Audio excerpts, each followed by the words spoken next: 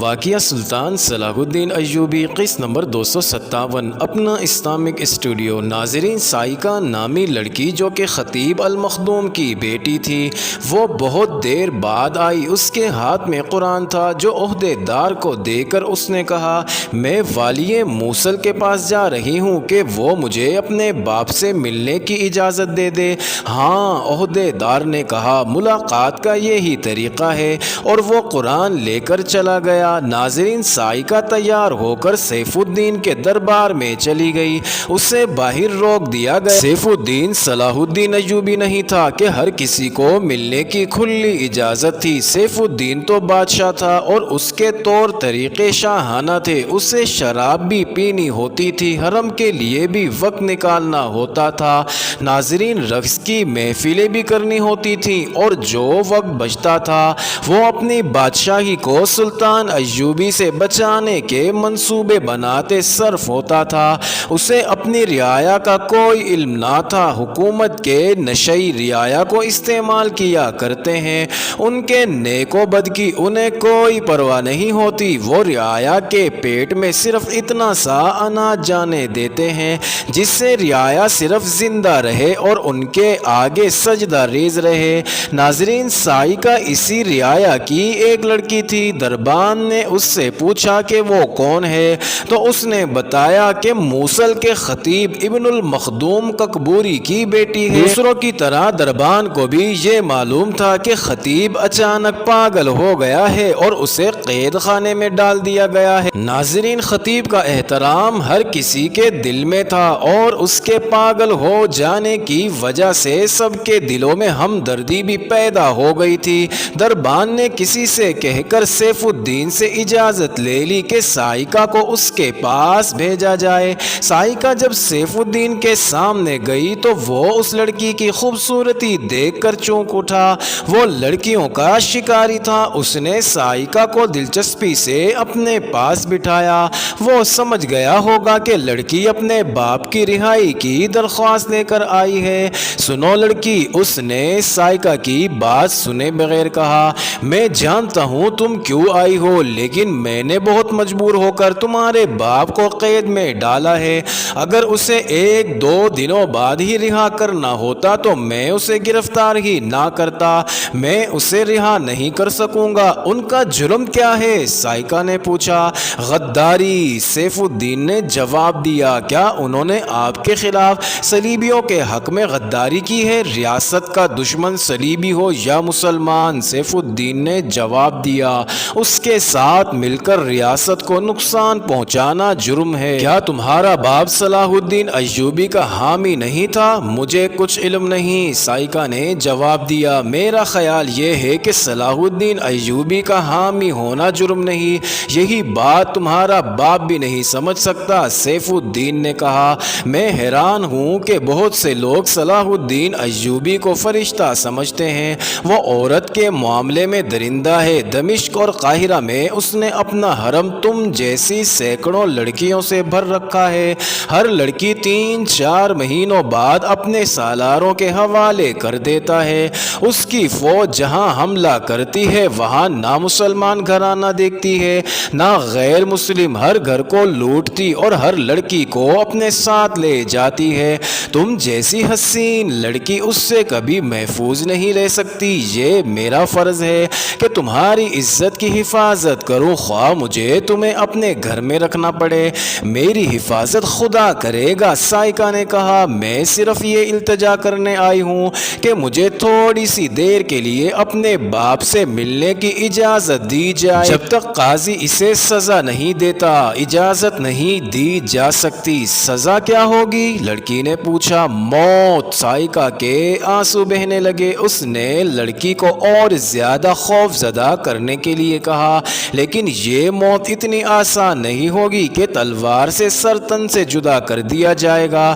اسے آہستہ آہستہ اذیتیں دے دے کر مارا جائے گا۔ پہلے اس کی آنکھیں نکالی جائیں گی، پھر اس کا ایک ایک دانت زنبور سے کھینچ کر نکالا جائے گا، پھر اس کے ہاتھوں اور پاؤں کی انگلیاں کاٹی جائیں گی، اور پھر وہ زندہ ہی ہوگا تو اس کی کھال اتاری جائے گی۔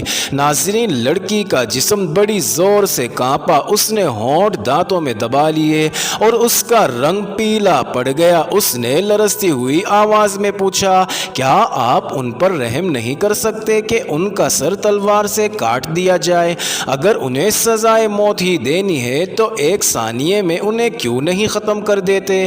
اگر تمہیں اپنی قیامت خیز جوانی پر رحم آ جائے تو میں تمہارے باپ پر رحم کر سکتا ہوں۔ سائقہ نے اسے سوالیہ نظروں سے دیکھا تو سیف الدین نے کہا، باپ کے مر جانے کے بعد تم ایک عام سی اور غریب سی لڑکی بن کر رہ جاؤ گی۔ کیا یہ بہتر نہ ہوگا کہ تم میرے عقد میں آ جاؤ، جس سے تمہارے باپ کو بھی فائدہ پہنچے گا اور تمہاری حیثیت موصل کی ملکہ کی ہو جائے گی؟ اگر میرے باپ نے مجھے خودداری کی تعلیم نہ دی ہوتی تو ملکہ بننا تو بہت بڑی بات ہے، میں آپ کے ساتھ ایک رات گزارنے پر بھی فخر محسوس کرتی۔ سائقہ نے کہا، میرا باپ میری عصمت کی حفاظت میں اپنی کھال ہنستے کھیلتے اتروا لے گا۔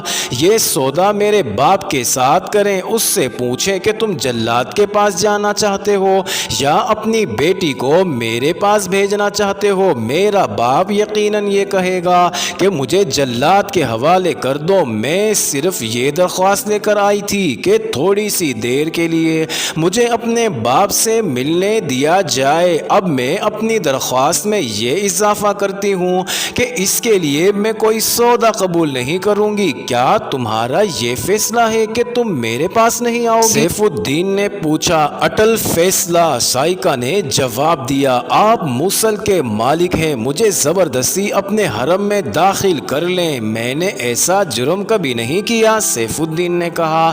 ناظرین، سائقہ اٹھ کھڑی ہوئی۔ اسے دراصل ملاقات کی ضرورت نہیں رہی تھی، وہ تو یہ معلوم کرنا چاہتی تھی کہ اس کے باپ کے ساتھ قید خانے میں کیا سلوک ہو رہا ہے۔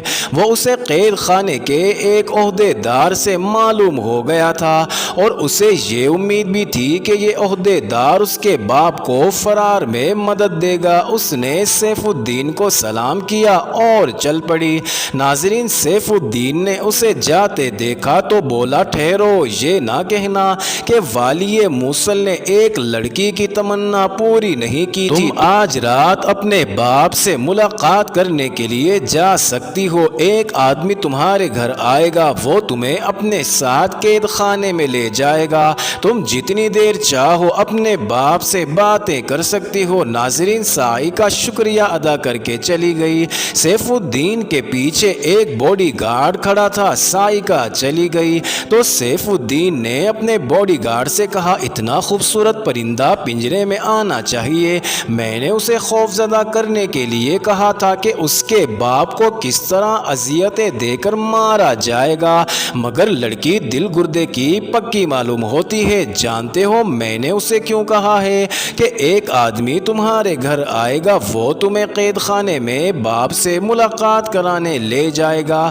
کیا میں ابھی تک آپ کے اشارے سمجھنے کے قابل نہیں ہوا؟ باڈی گارڈ نے ہونٹوں پر شیطانی مسکراہٹ لاتے ہوئے کہا، وہ آدمی میں ہی ہوں گا جو اسے شام کے بعد گھر سے قید خانے لے جانے کے بہانے لے آؤں گا۔ اور تم جانتے ہو کہ اسے کہاں لے جانا ہے؟ سیف الدین نے پوچھا۔ اسے یہ شک نہیں ہونا چاہیے کہ میں نے اسے اغوا کرایا ہے، سب جانتا ہوں، باڈی گارڈ نے کہا۔